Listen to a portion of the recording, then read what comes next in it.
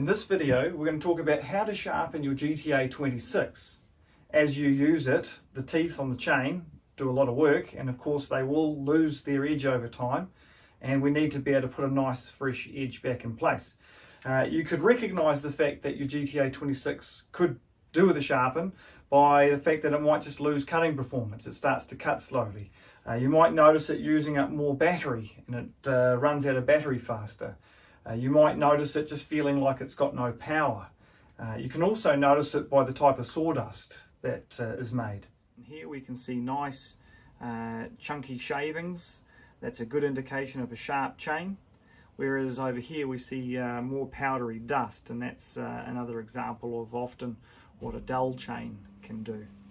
When it comes to sharpening the GTA 26, we recommend using our 2-in-1 file system. Also very helpful to have a good vise. So with the vise, hold that guard down out the way, position the saw upside down, that way the guard's not going to be getting in your way, and then just gently tighten up the vise and make sure that that chain is not jammed or pinched. Before we do any sharpening and before we put it into a vise, it really is important that we pull the battery out, that way the machine is safe. There are left and right hand cutters alternating around that loop of saw chain. Here's an example, a scaled up model of a typical tooth. The part that does the cutting is the leading edge of the main tooth here, and that's the bit that we need to put a nice fresh edge on. The piece in the front here is what we call our depth gauge. That helps to control or regulate how much wood that the tooth can take.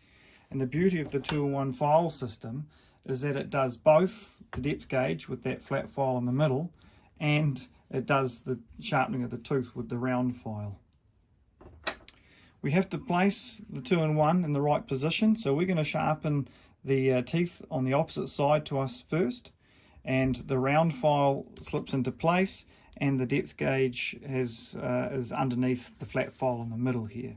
Position the file, you can see the files down on the tooth, and then we sharpen as we push away from the tooth. There is some indications.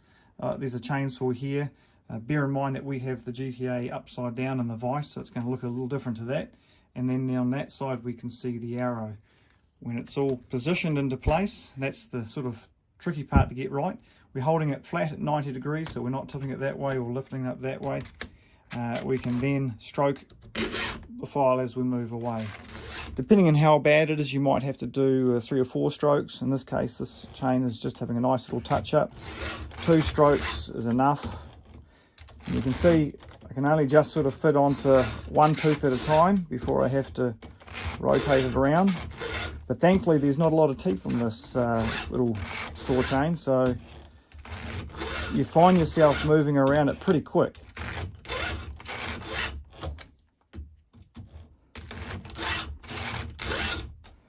Alright, last one. Once you've completed the first side, then it's probably easier just to take the whole GTA, turn it around in the vise, and that way you can come in and now from a really good angle get in there and do the other side. And it's just the same procedure, so we start and we push away from the tooth and then just work our way around.